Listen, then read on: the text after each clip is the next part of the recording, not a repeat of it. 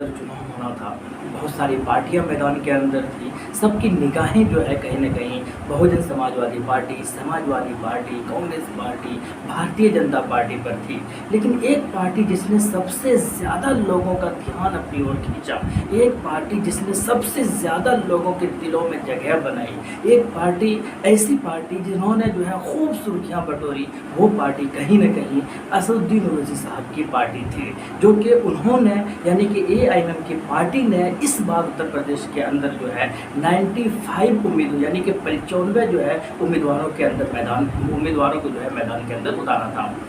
आज तो हम बात करेंगे कि किस पार्टी की कितनी सीटों पर जीत हो रही है, किसकी सरकार बनेगी या किसकी सरकार बन सकती है। ओपिनियन पोल, एग्जिट पोल के बारे में बातें करेंगे, क्योंकि 7 चरणों का जो चुनाव है वो ख़त्म हो चुका है और अब जो है एग्जिट पोल के बारे में हर कोई बातें कर रहे हैं। बड़े से बड़े टीवी चैनल की अगर बात की जाए या छोटे से छोटे लोग जो चाय की दुकानों पर चाय की चुस्कियाँ लेते हुए हों, वो लोग भी एग्जिट पोल और ओपिनियन पोल के बारे में बातें कर रहे हैं। किन की सरकार बनेगी ये तो खैर 10 तारीख को ही पता चलेगा, लेकिन एक अनुमान क्या कहते हैं, जिन्होंने वोट किया है वो लोगों की क्या राय है, और एक सर्वे की बुनियाद पर जो है मैं आपके सामने कहीं ना कहीं एग्जिट पोल को रखूंगा और मैं बताऊंगा कि एआईएमएम की पार्टी जिन्होंने 95 उम्मीदवारों को जो है मैदान के अंदर उतारा था, कितने उम्मीदवारों की जीत मिल रही है और क्या इनकी सरकार जो है प्रदेश के अंदर पिछले बार क्या हुआ था, ये थोड़ा सा हम लोग देखते हैं।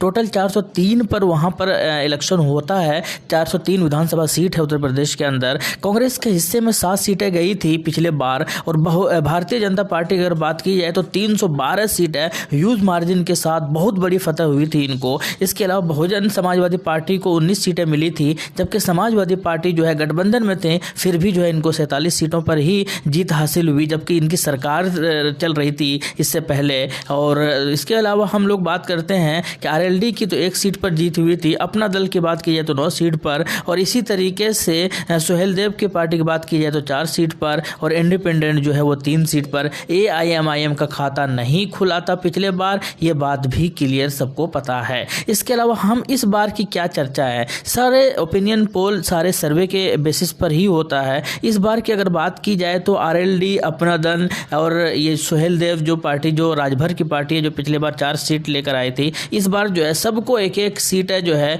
मिलने की पूरे चांसेस है। ऐसा माना जा रहा है कि 1 सीट या 2 सीट, इससे ज़्यादा इस बार जो है इनको मिलने वाले नहीं है। सब बसपा की अगर बात की जाए तो बसपा का जो थोड़ा सा कहीं ना कहीं कमज़ोरी नज़र आ रही है उत्तर प्रदेश के अंदर, और इनके बहुत सारे विधायक तो या तो सपा में गए हैं या एमआईएम में जा रहे हैं या इन्होंने जो है वो बीजेपी ज्वाइन कर लिया है। तो ये जो कमज़ोर तो खैर काफ़ी ज़्यादा हो गया बीएसपी, लेकिन फिर भी क्योंकि कई बार उत्तर प्रदेश में इनकी सरकार रह चुकी है, पकड़ तो है। और ऐसा माना जा रहा है कि 10 सीट, हालांकि कुछ लोग जो है मैं बताऊंगा कि वो कितने सीटें दे रहे हैं इनको, लेकिन मेरे हिसाब से जो है 10 के आसपास ही इनको सीट मिलने वाली है, इससे ज़्यादा सीटें मिलेंगी ही नहीं, क्योंकि बहुजन समाजवादी पार्टी जिस बेसिस पर उत्तर प्रदेश के अंदर चुनाव लड़ती थी दलितों का और मुसलमानों का वोट लेकर, वो कहीं ना कहीं बिखर गया है। मुस्लिम वोटर्स इनसे अलग हो गए हैं, साथ के साथ बहुजन यानी कि दलित वोट भी जो है इनसे बहुत अलग होने लगे हैं, आज़ाद समाजवादी पार्टी जैसे लोग आकर उत्तर प्रदेश के अंदर। इसके अलावा कांग्रेस की अगर बात की जाए, प्रियंका गांधी मेहनत ज़रूर कर रही है,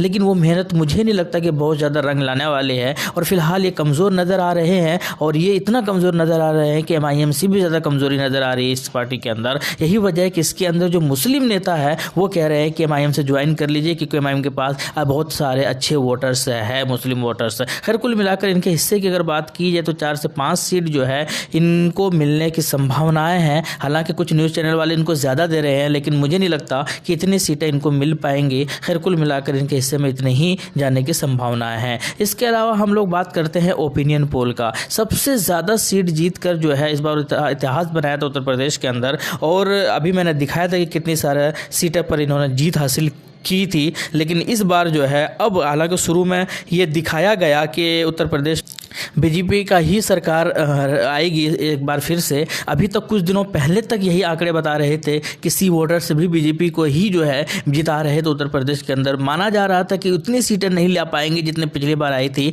लेकिन जो है इस बार भी सरकार इसी की बनेगी। लेकिन फिलहाल अभी की अगर बात की जाए, ये आंकड़े में बहुत ज़्यादा फेरबदल हुआ है। और मैं हमेशा कहता हूँ कि जब तक रिजल्ट आ नहीं जाते, आंकड़े बहुत ज़्यादा मैटर नहीं करते हैं, ये बदलते रहते हैं। कोई फिक्स आंकड़े होते नहीं है किसी भी चीज़ को लेकर। खैर कुल मिलाकर इनके हिस्से में थोड़ी सी कम सीटें आ रही है और 100 या 110 120 सीट तक ही इनको सीमित रहने वाले इनके कई सारे विधायक जो है या कई सारे अच्छे लीडर नेता जो है वो दूसरे पार्टी में ज्वाइन भी कर रहे हैं टिकट नहीं मिलने की वजह से। इसके अलावा हम बात करते 200 के आसपास सीटें इनको मिल सकती है, लेकिन शायद आपको बहुमत इनको प्राप्त नहीं होगा। इसके अलावा हम बात इसकी सीटें जो है 50 के आसपास मिलने की संभावनाएं पूरी है। खैर कुल मिलाकर 40-50 सीट इनके हिस्से में देखने को मिल रहा है। देखना होगा कि क्या होता है।